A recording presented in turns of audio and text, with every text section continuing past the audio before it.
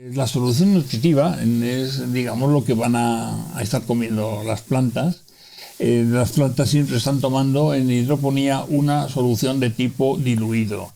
Es una solución en agua de una serie de sales minerales que se disocian y crean un conjunto de minerales que las plantas son los que toman para su desarrollo. Estos minerales están perfectamente equilibrados su cantidad de uno con otro, es decir, si hablamos de nitrógeno, tanto de nitrógeno y tanto de otro, 3 veces más, 2 veces menos, lo veremos en el equilibrio de una solución nutritiva, es decir, la solución tiene que estar equilibrada entre todos sus elementos y luego tener una concentración buena para la alimentación. Normalmente podemos adelantar que se están utilizando soluciones con una densidad aproximada de 1 gramo de mezcla de abonos por cada litro de agua. No pueden ser soluciones muy diluidas porque entonces la planta no se alimentaría correctamente, ni pueden ser demasiado concentradas que pudieran producir envenenamiento.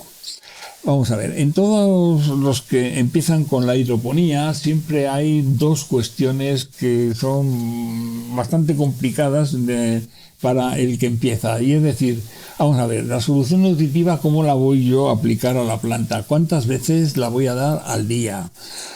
¿Cuánto va a durar cada uno de los riegos, por ejemplo?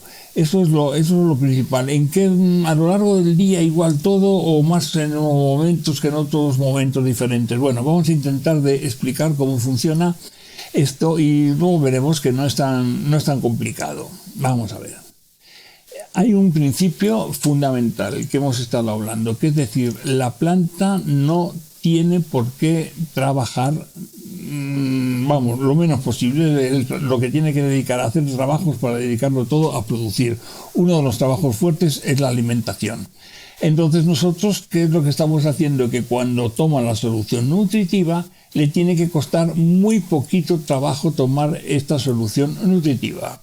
Entonces, normalmente entre riego y riego hay un tiempo X en el cual el líquido o solución nutritiva que se consuma es algo que puede tomar la planta con toda facilidad, no más normalmente del 5 al 10% de la solución nutritiva contenida en el sustrato es la que la planta va a dar en cada uno de los riegos, es decir, va a estar prácticamente siempre saturado. Bien, lo mejor es empezar por cómo se hace y luego explicamos el porqué para mejor comprenderlo. Bien, vamos a ver, por ejemplo, hay una práctica muy normal que es que los riegos sean, por ejemplo, de 5 minutos de duración y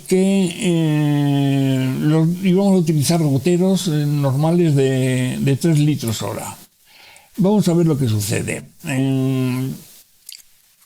Llega un momento en que tenemos que dar el riego, bien por tiempo o bien porque la planta lo demanden. ¿Qué va a pasar? Empieza el gotero a funcionar y llega un momento en que ha dado toda la cantidad que se ha tomado la planta en este intervalo del tiempo. Es decir, si ha regado hace 1 hora, lo que ha consumido la planta en 1 hora es lo que nosotros debemos reponer al sustrato.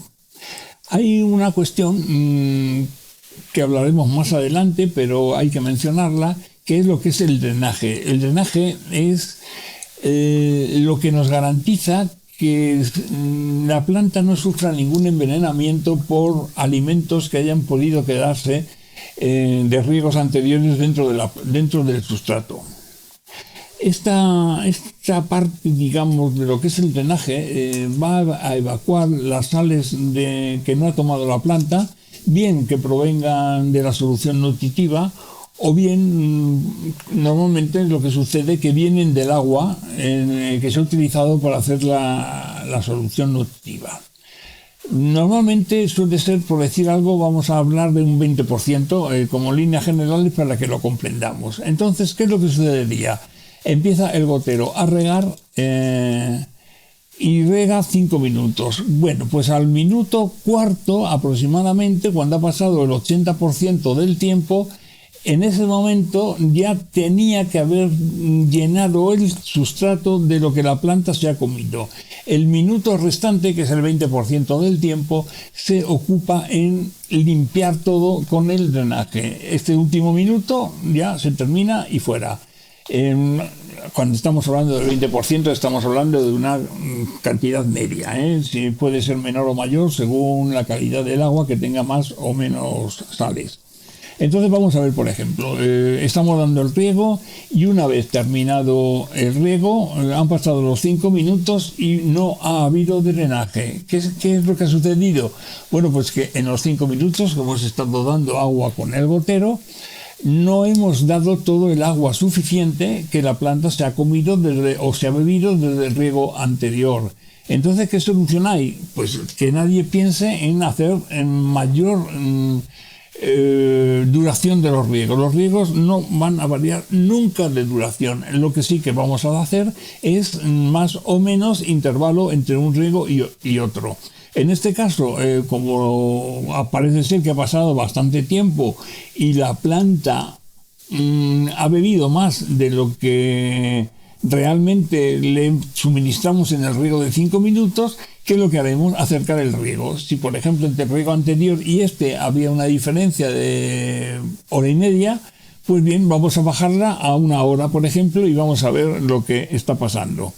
Y si hay ya drenaje o no. El otro caso opuesto es que, por ejemplo, empiezan los 5 minutos de riego y al segundo o tercer minuto empieza el drenaje. ¿Qué está? Bueno, pues que rápidamente hemos llenado lo que la planta se ha comido. ¿Qué es lo que sucede entonces? Que están muy cerca los riegos. Entonces a lo mejor estaba entre riego y riego media hora, pues vamos a poner 3/4 o 1 hora de separación entre ellos. Normalmente siempre tiene que haber drenaje prácticamente entre todos los riegos. Es lo único que nos garantiza el que nunca vamos a tener un envenenamiento. Detalles que podemos dar, por ejemplo, pues el primer riego se suele dar 1 hora después de que salga el sol y el último riego 1 hora antes de que se oculte el sol. El número de riegos que estamos dando, pues mira, vamos a poner un ejemplo a ver si se nos queda a todos, y es una tomatera, suele consumir cuando es mayor, cuando está en plena producción. Aquí hablamos del mes de verano, que es cuando más calor hace y cuando la planta está produciendo, suele gastar 2 litros de solución al día, de solución nutritiva. En un contenedor o en una tabla de cultivo hemos dicho que siempre hay 2 plantitas juntas, normalmente. Entonces, entre esas 2 plantas se pone un gotero. Bien, en este gotero, ¿cuánta agua tiene que dar? Pues tiene que dar agua 2 litros para una planta y 2 litros para otra planta, 4. Más tiene que haber un drenaje. Vamos a poner que en vez de 4 litros vamos a dar 5 litros. El gotero tiene que dar 5 litros a estas 2 plantitas a lo largo del día. Entonces nosotros echamos cuentas y decimos, bueno, pues si en 1 hora, que son 60 minutos, un gotero echa 3 litros, ¿cuántos minutos nos hace falta para tener 5 litros? Bueno, 60 lo multiplicamos por 5, son 300, lo dividimos entre los 3 litros y salen 100 minutos. Hemos hablado antes que los riegos son de 5 minutos. Luego, si hay que regar 100 minutos y son 5 minutos cada riego, el número de riegos que hay que dar será 20. Es decir, es un número muy aproximado el de los 20 minutos. En el caso, por ejemplo, de la perlita, donde por cuestiones varias se utiliza mayor volumen de sustrato, por una de las cuestiones principales es, sobre todo en algunos sitios, no tener programadores de mucho precio y la dificultad de tener equipos grandes. Entonces, en invernaderos pequeños, pues claro, no vas a meter un equipo de tipo robótico, no caro, y se suelen utilizar programadores de jardinería. Hemos dicho que necesitamos 20 riegos y un programador de jardinería nunca te va a dar 20 riegos. Lo más que normalmente te está dando, pues tiene 3 programas con 4 riegos por programa, te puede dar 12 riegos al día. Entonces quiere decir que con 12 riegos, pues dices, yo tengo que dar 100 minutos, 100 minutos en 12 riegos, la duración será pues unos 8 minutos. 8 por 12, 96. ¿Qué vamos a hacer? Vamos a dar menos cantidad de riego y de mayor duración el riego. Normalmente, claro, al dar el riego de mayor duración, significa que tienes que tener más cantidad de sustrato para que la planta no agote en 4 litros una mayor cantidad, porque al ver los 8 riegos están mucho más separados entre sí. Entonces, por eso hay mayor cantidad de sustrato. La otra cuestión, lo del horario diario, ya lo hemos dicho, al final es una cosa que no es tan complicada. Normalmente se empiezan por 2-3 riegos al iniciar el trasplante, se va aumentando, se va intercalando riegos a lo largo del día hasta llegar en la época máxima a unos 20 riegos aproximadamente al día. Siempre se hace falta a mediodía alguno más, pues será de forma manual. Los primeros riegos del día pues van separados bastante, lo mismo que los últimos del día. Empiezan, por ejemplo, cada hora y media, luego cada hora, luego cada 3/4 y luego, por ejemplo, en el centro del día, que es cuanta más necesidad hay ya de solución nutritiva, los riegos están separados aproximadamente unos 30 minutos y luego ya cuando ya el sol va decayendo, pues la separación de riego va siendo mayor, 30 minutos a 45, a 1 hora, a 1 hora y media. Normalmente se coge rápidamente la cuestión esta de dónde situamos los riegos y el horario. Siempre hay algún compañero que te puede dar estos datos de yo lo hago de esta forma, es algo que normalmente se sabe. Y luego también en muchos sitios donde hay riego a la demanda, cuando la planta demanda porque necesita beber, porque ha consumido la cantidad de líquido que nosotros le hemos marcado, pues en el ordenador quedan marcados a qué hora se han sugerido esas peticiones. Bien, pues ese mismo horario que la planta ha hecho para pedir en un clima exactamente igual y tal y cual, similar al tuyo, pues puedes empezar aplicando esos mismos horarios. Luego ya cada uno es por orientación del invernadero, por cantidad de cosas, siempre hay unas pequeñas variaciones, pero vamos, que tampoco es tan fundamental ser súper rígido en esto. Normalmente, por ejemplo, si quieres tener un drenaje de un 15%, si es un agua más o menos limpia, o un 25 o 30%, no se va midiendo en cada uno de los riegos. Normalmente lo que se hace es que uno de los sacos, el drenaje, en vez de salir al exterior, lo recoges para estar midiendo la cantidad de drenaje que ha habido. Entonces, cuando acaba el día, pues miras la cantidad de agua que se le ha aplicado y el drenaje que ha salido, y en la media del día tiene que darte lo que tú quieres, el 15, 20, 18%. Entonces, a lo mejor a lo largo del día puede ser que unas veces de más, otras veces de menos, e incluso, como suele pasar, el primer riego del día, como lleva horas que la planta no ha comido ni bebido y el último riego se lo hemos dado 1 hora antes de caer el sol, pues el sustrato está bastante seco y entonces a lo mejor en este primer riego no hay drenaje, no pasa nada. Luego en el segundo probablemente ya empezará a haber un poquito de drenaje. Es decir, cuando medimos el drenaje de una instalación, es siempre una media a lo largo de todo el día. Bien, pues yo creo que estas dificultades son subsanables fácilmente y el agricultor rápidamente, por el aspecto de las plantas, sabe si ya le hace falta pegar o no, o meter un riego intermedio. Bueno, pues vamos a ver ahora los elementos que una planta está consumiendo cuando hacemos un cultivo de hidroponía. Hay algunos elementos que suministra la naturaleza y hay otros elementos que los tenemos que suministrar nosotros, normalmente en forma de abonos solubles. Empezando por los últimos, por los que tenemos que suministrar al cultivo adquirido en el mercado. Pues tenemos elementos que aproximadamente son macro, medios y tal, son C3 y 3,6, unos 13 elementos son los necesarios para que la planta esté suficientemente bien nutrida. Hay unos que se llaman macroelementos, simplemente porque se consumen en mayor cantidad, que es el nitrógeno, fósforo, potasio.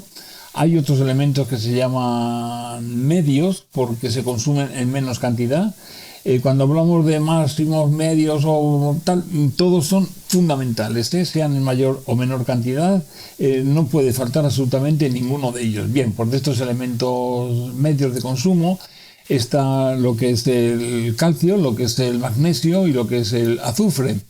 Y luego ya los microelementos que se consumen en cantidades infinitesimales comparado con los demás, en cantidades muy pequeñas, pues por ejemplo, pues es el hierro, el cobre, el zinc, el boro, el manganeso y el molibdeno. Bien, todos estos elementos son los que nosotros le tenemos que suministrar en la solución nutritiva que fabriquemos.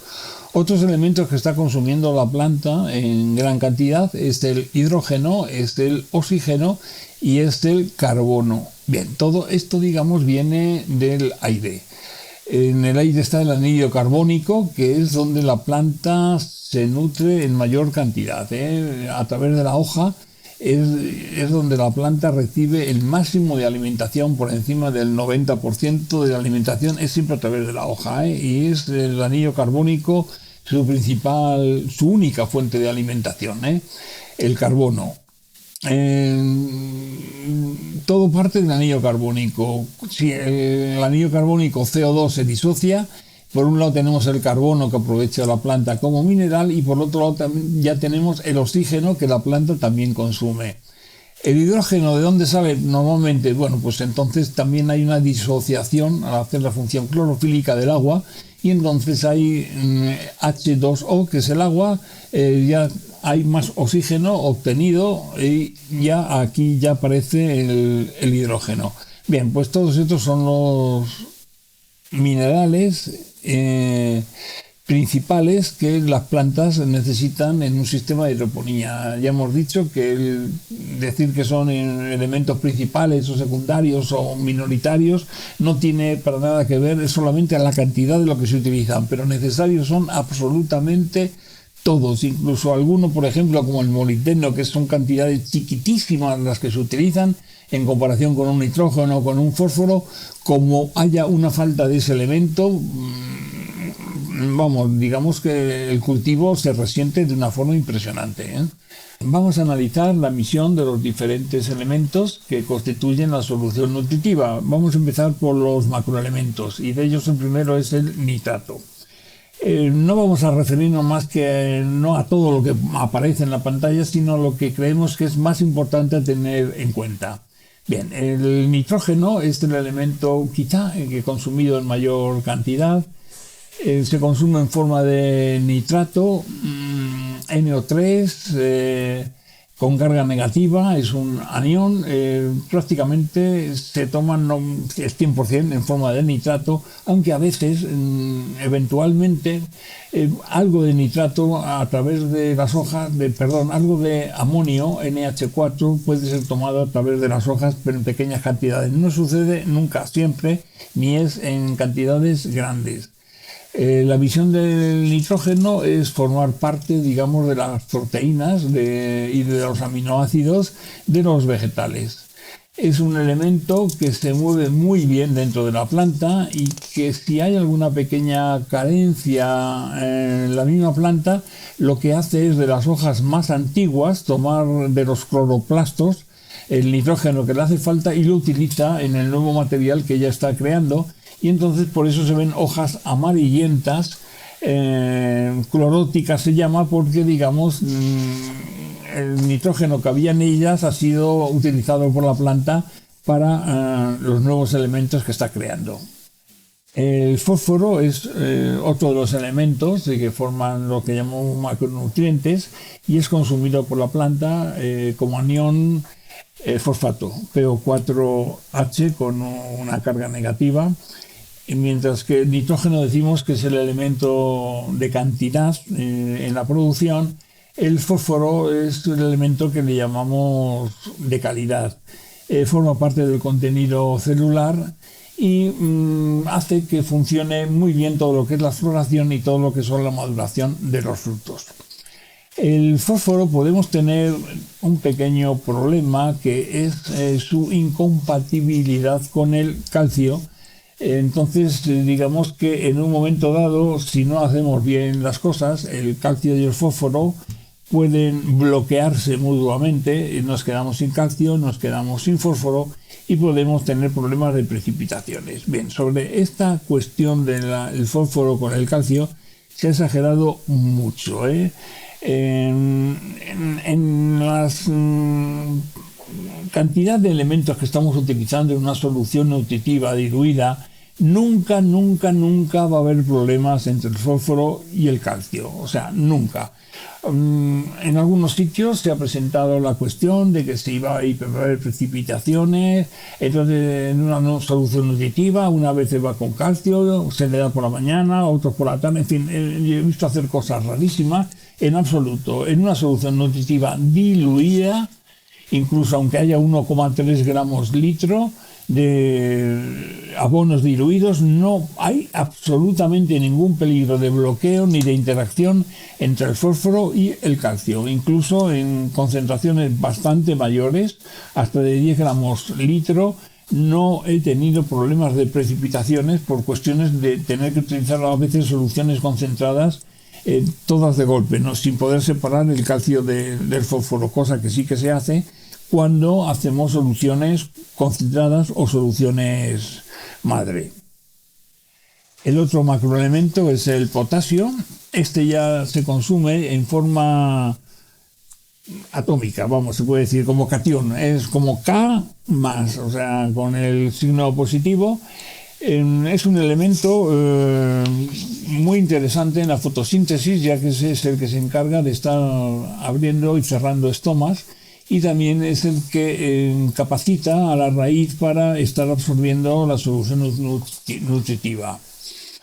Otra de las características del potasio es que en los hidratos de carbono los acompaña a todos hasta su lugar de almacenamiento definitivo. Como ejemplo podemos decir, aunque no se hace nitroponía, sería el caso de que el azúcar que está produciéndose en la uva pues la lleva desde el lugar donde se está produciendo hasta depositarla y almacenarla en el fruto al final. El calcio como elemento de consumo medio es un elemento fundamental, sobre todo cuando estamos hablando de algunas plantas como es el tomate en las solanáceas. Bien, el calcio se consume en forma también catiónica, como Ca a nivel atómico con sus dos crucecitas de positivo, ¿no?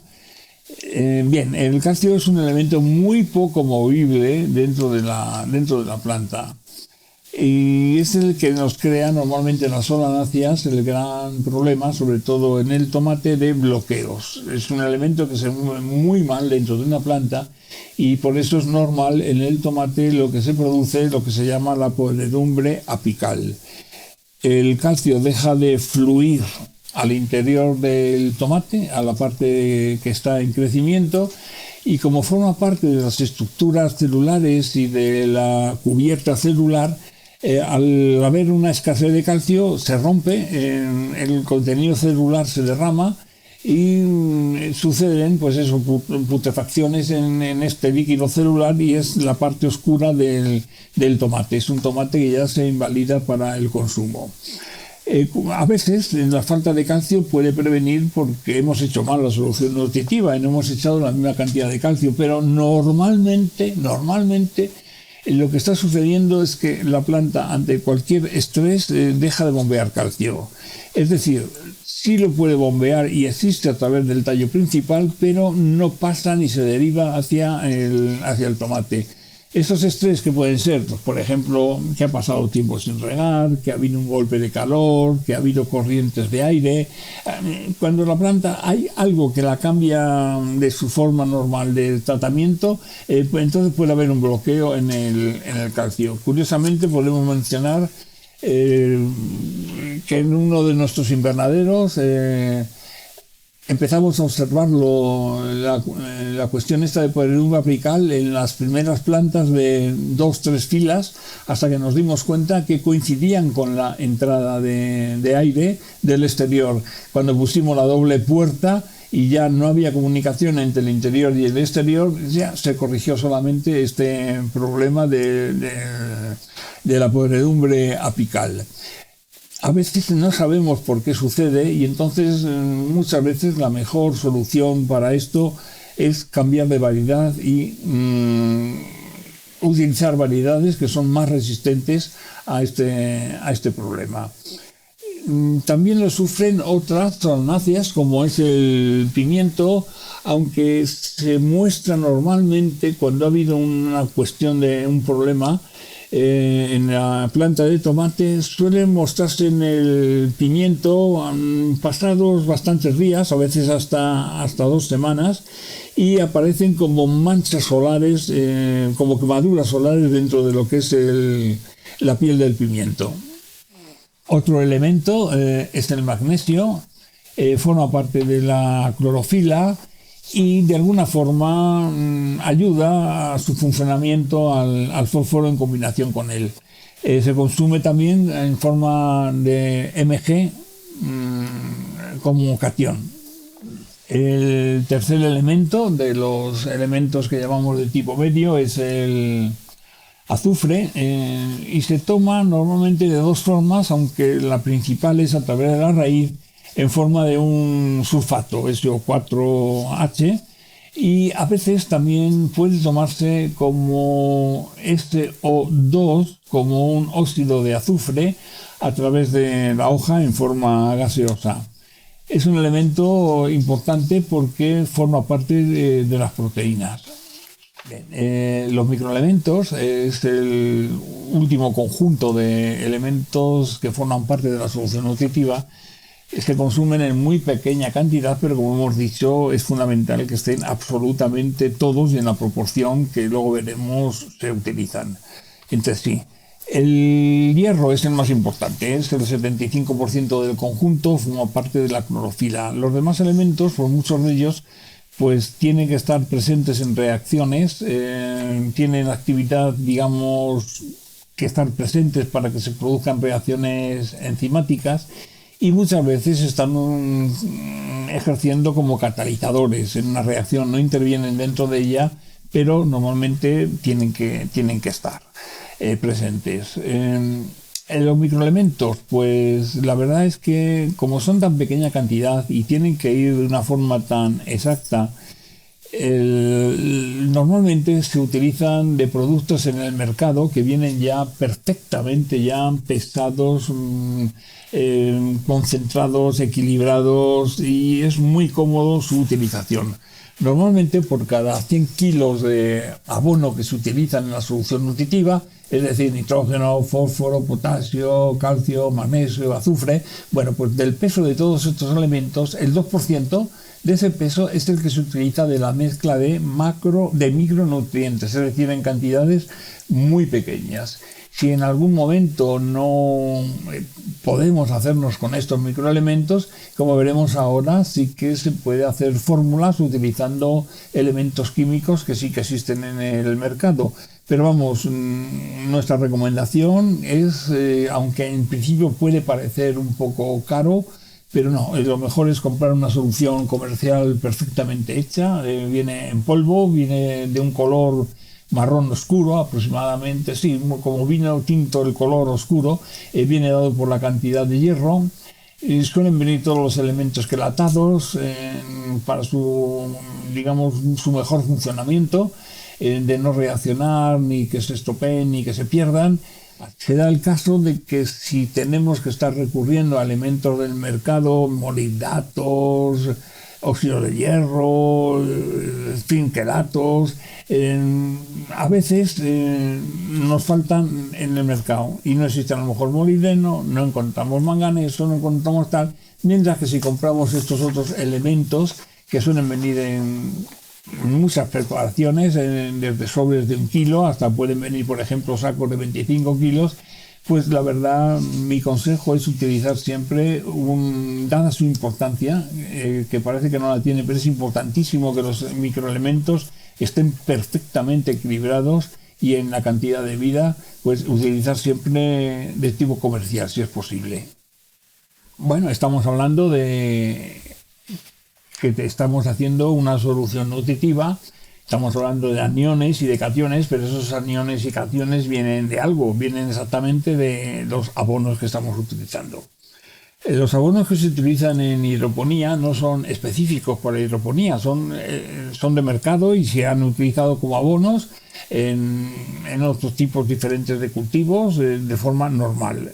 Lo que pasa es que en hidroponía todos tienen que ser de ese tipo, sales completamente solubles, que se disocian al entrar en contacto con el agua y se quedan partidos en el anión y en el catión que nos es necesario. Entonces vamos a poner un ejemplo. El nitrato cálcico, una vez que se disuelve en el agua, por un lado queda el anión nitrato y por el otro lado el catión calcio. Los abonos más utilizados normalmente en el comercio, pues los vamos a ver ahora. Al final son 5 nada más los que estamos utilizando. Por ejemplo, suelen ser para nitrógeno, fósforo y potasio y magnesio. Estamos utilizando el nitrato cálcico, estamos utilizando el nitrato potásico, sulfato magnésico, sulfato potásico y fosfato monoamónico para el fósforo. Como veremos, hay algunos que tienen ese material repetido, es decir, por ejemplo, pues el nitrato pues se saca del nitrato cálcico y se saca del nitrato potásico. El potasio se saca del sulfato potásico y del nitrato potásico. Es decir, al final digamos que tenemos absolutamente todos los elementos y luego ya según la cantidad de abono que estemos utilizando de cada uno de ellos lograremos el equilibrio de aniones y cationes que utilizamos. Todas las fórmulas alimenticias ya no se utilizan como antes, las necesidades en gramos como antes, ¿no? Y no se mide, por ejemplo, la riqueza de un abono, que antes decíamos que el nitrógeno se medía la cantidad como N, la cantidad de potasio como K2O, el fósforo como, me parece que era así, como P2O5, como fosfórico. Bien, no, ahora ya, como sabemos cómo lo comen las plantas, pues la riqueza de un abono la damos de igual forma, la damos exactamente su riqueza que tiene en aniones y en cationes, ¿eh? Entonces, digamos que parece un poco más complicado, pero al final es tan fácil de hacer soluciones nutritivas equilibradas manejando el sistema nuevo como manejamos antes el sistema antiguo tradicional para cuando hacíamos mezclas de cultivo en el suelo. Bien, pues esto es lo que estamos hablando. Sí, existen toda esta cantidad de abonos, hay varios, pero vamos, los que más se utilizan son estos 5 que hemos nombrado. Y a veces puede haber escasez de alguno en el mercado por cualquier cuestión y entonces puede ser sustituido a veces por otro, como ya veremos, pero normalmente estos 5 son los fundamentales que si se pueden conseguir son siempre los más recomendados. Y volvemos a decir lo mismo, en los microelementos pues se compra el bloque completo con todos los elementos ya en su debida proporción y todos en un mismo conjunto.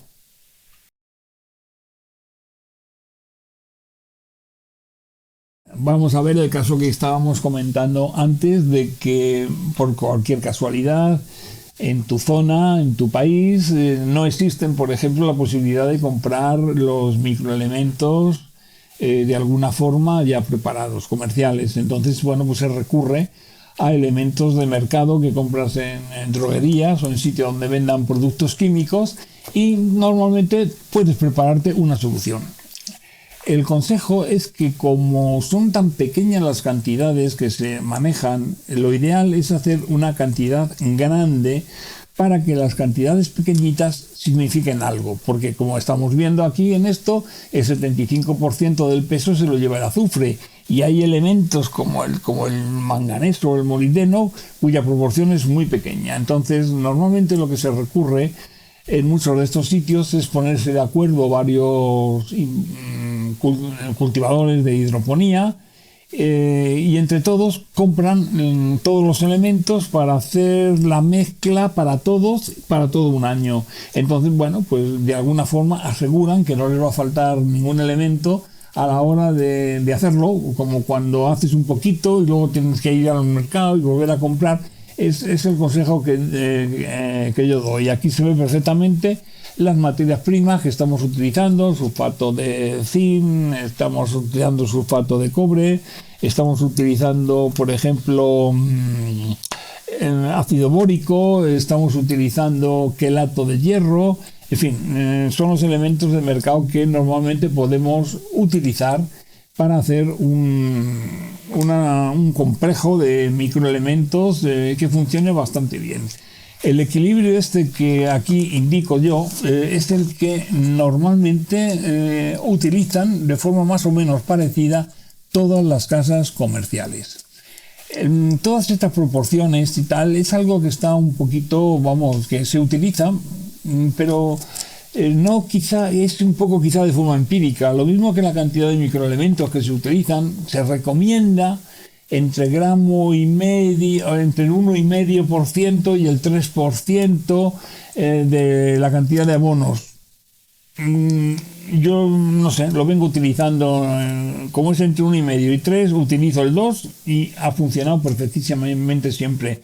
Y las mismas proporciones entre los diversos microelementos, pues quizá puedan variar un poquito y no pasar absolutamente nada. Pero bueno, si nos atenemos precisamente a estas proporciones, tenemos la seguridad de que va a funcionar bastante bien la mezcla esta.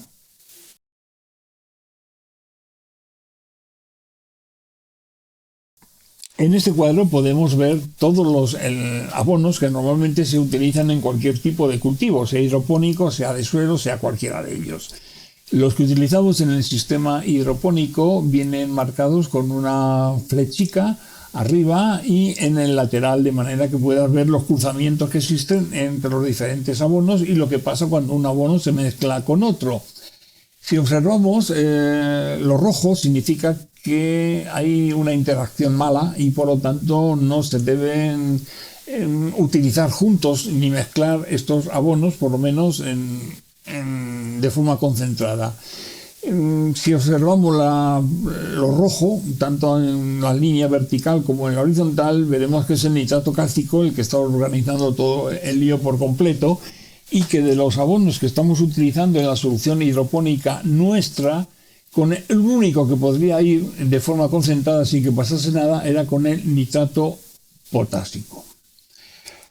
Entonces, como veremos más adelante, al hacer las soluciones concentradas o al hacer las bolsitas para preparar las soluciones diluidas, en un momento separamos siempre en una bolsita el nitrato cálcico, en otras bolsitas metíamos que llamamos A, por ejemplo, en la bolsita C metíamos el fósforo, es decir, separado completamente del calcio y del resto de elementos, y en la bolsita B metíamos el resto de los abonos, que era el nitrato potásico, sulfato magnésico y sulfato potásico. Al final vemos que el fosfato monoamónico puede ir perfectamente dentro de la bolsita B. Lo que pasa es que estábamos hablando de hace 20 y tantos, 30 años, cuando empezamos nosotros, y entonces tomamos una serie de precauciones inmensas porque tampoco estábamos muy seguros de todo lo que se hablaba por ahí, que fuera cierto o no, y entonces nos curábamos demasiado en salud. Hoy en día, si mezclamos, como ya veremos, al hacer las soluciones concentradas, todos los elementos juntos en un tanque y en otro solo el nitrato cálcico. Mejor dicho, al nitrato cálcico le solimos añadir los microelementos que no tienen ninguna interacción con el nitrato cálcico. Aquí estamos viendo en esta diapositiva simplemente la cantidad de abono que se puede disolver en un litro de agua, de estos abonos que utilizamos en hidroponía. Como vemos, son sales que se disuelven en cantidades tremendas en un litro de agua. Vemos que puede haber 1000 y pico gramos de nitrato cálcico, que es el que más, hasta los que menos son 300 y pico gramos. Si estamos hablando de una solución diluida, que utilizamos 1 gramo de la mezcla de abonos y el que más se utiliza es el nitrato cálcico, que es como el 40%, es decir, en una solución diluida estaremos utilizando 0,4-0,5 gramos. ¿Cómo no se van a disolver bien o vamos a tener problemas con 0,4 o 0,5 gramos si tenemos la posibilidad de que se disuelvan 1000, 1300, 1400, 1500 gramos sin ningún problema? Es decir, en la solución nunca va a haber precipitaciones por causas de que hagamos una solución demasiado concentrada. Yo puedo hablar de experiencia de soluciones concentradas hasta de 130 gramos de abonos por litro de agua, con lo cual vemos que tampoco hay problemas. Nunca he tenido problemas de precipitación utilizando esas concentraciones, ya que, como estamos viendo, el potasio es únicamente la potasa la que tiene más posibilidades de precipitar, y sin embargo no pasa absolutamente nada porque siempre estamos casi a la tercera parte del peor de los casos. O sea, no ha habido problema nunca, con la cuestión. Una cosa curiosa, lo comento porque no tiene que ver así mucho con esto, pero es así. Las soluciones concentradas de potasio que utilizamos para la fertilización, para el riego en el suelo, son mayores concentraciones, son del orden del 10-15% de concentrado. A veces en invierno, cuando hace mucho frío, sí puede haber una pequeña precipitación en el potasio, pero vamos, no tiene mayor importancia porque se disuelve, vamos, los tanques vienen ya preparados con elementos para disolver estas pequeñas precipitaciones que puede haber, y además tiene que pasar la solución al salir por unos filtros, o sea que nunca hay problemas. En el caso de la hidroponía, con las concentraciones que utilizamos, aunque sean muy altas en las soluciones madre, no vamos a tener nunca problemas en absoluto de precipitaciones. En hidroponía es muy normal el manejo de un término que se llama conductividad. ¿Qué significa esto? La conductividad es la facilidad con que una corriente eléctrica tiene para pasar por una solución nutritiva, y que está en función de la cantidad de sales que tiene esta solución nutritiva. Cuanto más sales tenga, más fácilmente pasa la corriente, y más dificultosa cuanto menos sales tiene. Si nosotros medimos ahí con una sondita, vemos la facilidad o no que está pasando, y podemos saber la cantidad que tenemos de elementos químicos disueltos.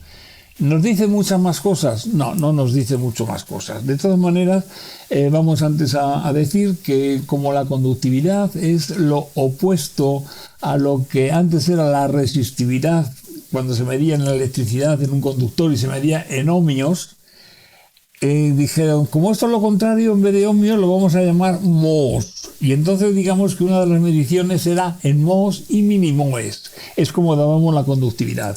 Ahora, hoy en día, como lo que vamos a estar viendo, se da en milisiemens, normalmente es milisiem por centímetro. Vamos a ver siempre un valor de la conductividad con una m pequeña y una s grande, que son los milisiemens. Ahora veremos más o menos cuánto puede medir estos milisiemens. Bien, ¿qué nos dice la conductividad? La conductividad nos dice única y exclusivamente la cantidad de sales que tiene una solución nutritiva.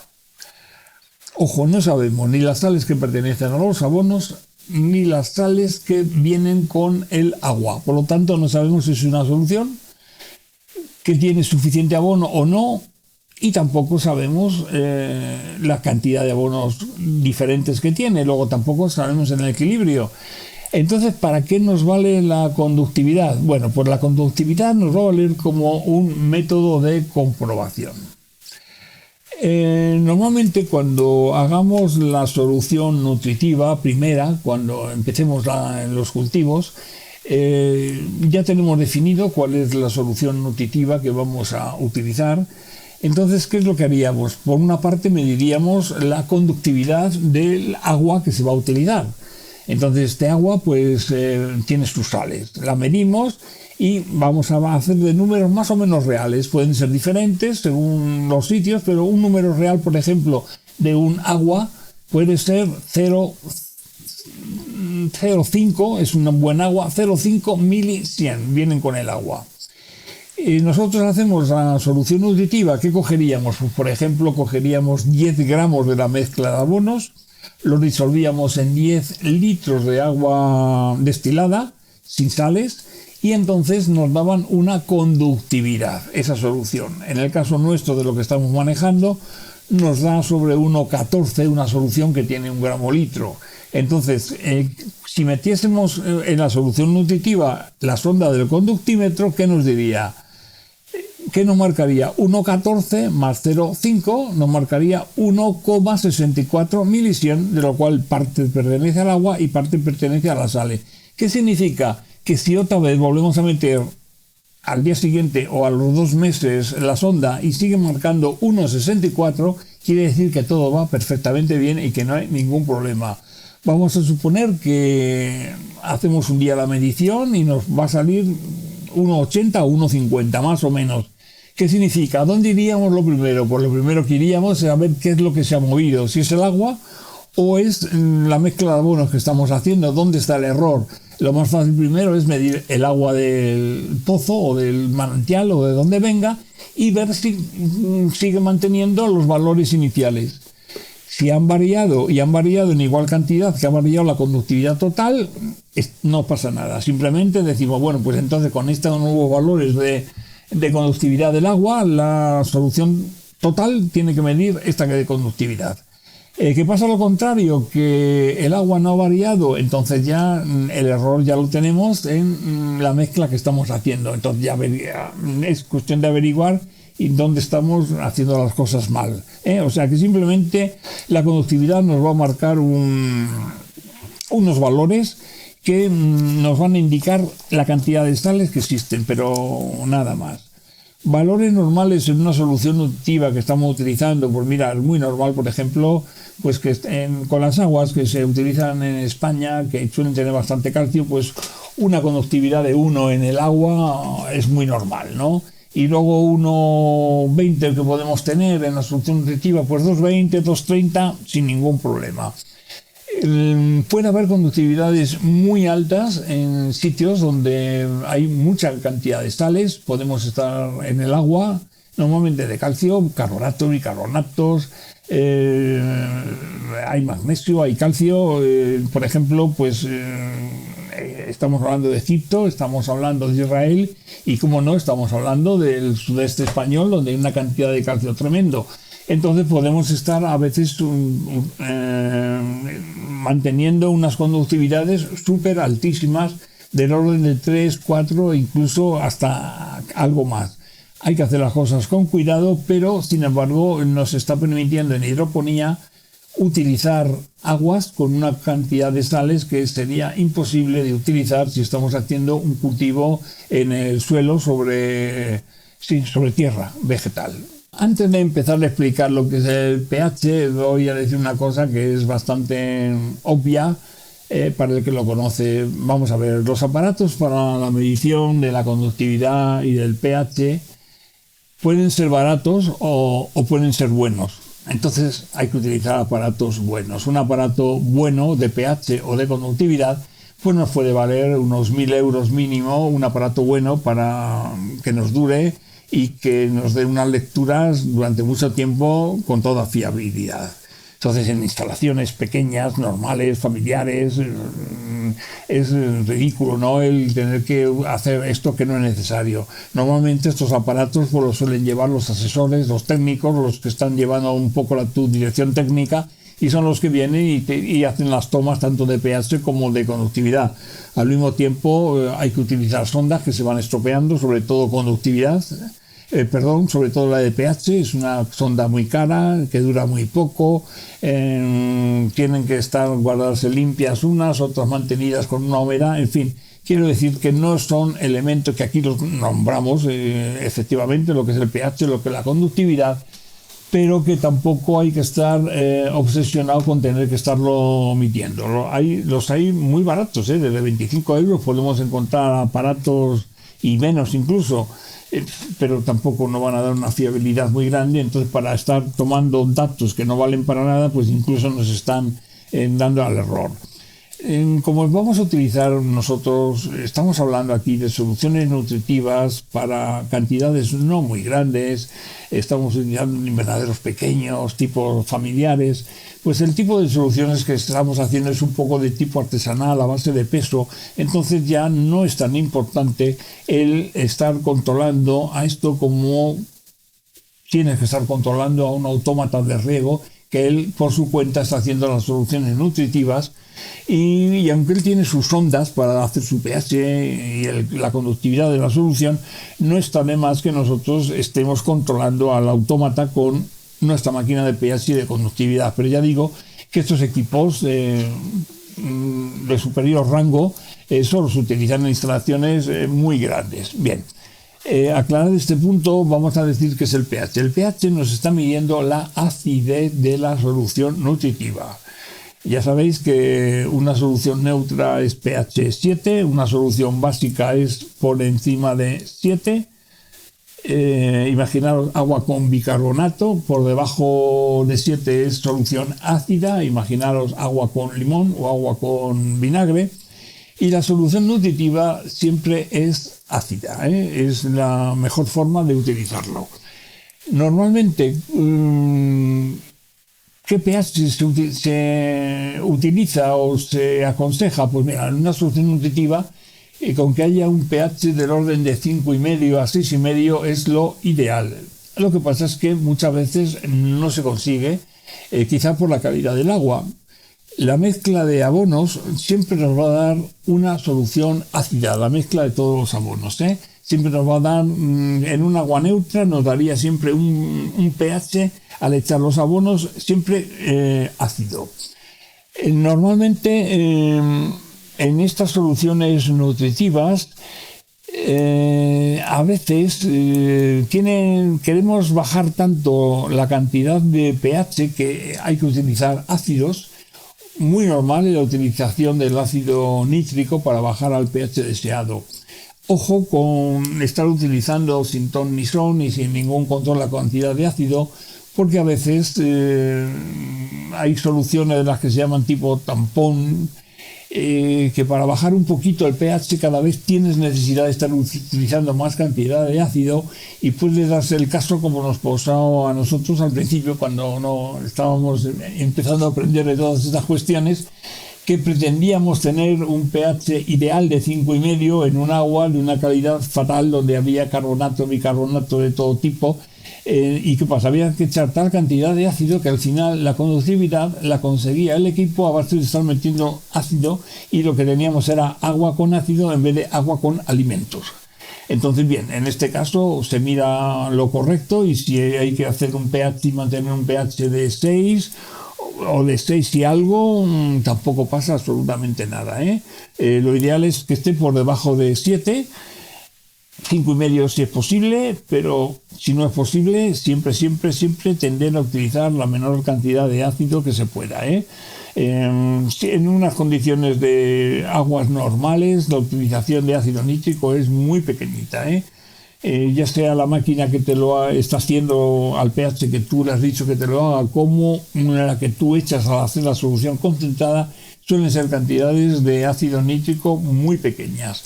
Para bajar el pH no solamente se utiliza ácido nítrico, también se utiliza en muchas ocasiones, o según ya digamos un poco ya es el agricultor lo que ha aprendido, lo que le han enseñado, lo que tiene más a mano, lo que ha cogido el tranquillo al hacerlo, puede utilizar ácido sulfúrico y ácido fosfórico. También son otros ácidos que se pueden utilizar para bajar el pH de la solución nutritiva. En este cuadro podemos comprobar lo que antes hemos hablado, de que la mezcla de abono nos va a dar siempre ácido, una componente ácida. Vemos que, por ejemplo, el único abono que nos da neutro, básico, no nos da ninguno, por encima de 7 ninguno. El nitrato potásico es el único que en la solución nos da un pH de 7. Los demás dan todos pH por debajo de 7, 5 y pico, 4 y pico. Y bien, aquí ya al final lo que vemos es el pH, cómo lo baja de forma radical el ácido nítrico con 1,9 de pH. Bien, pues nada más que es el comentario que hacíamos antes, verlo aquí reflejado en números.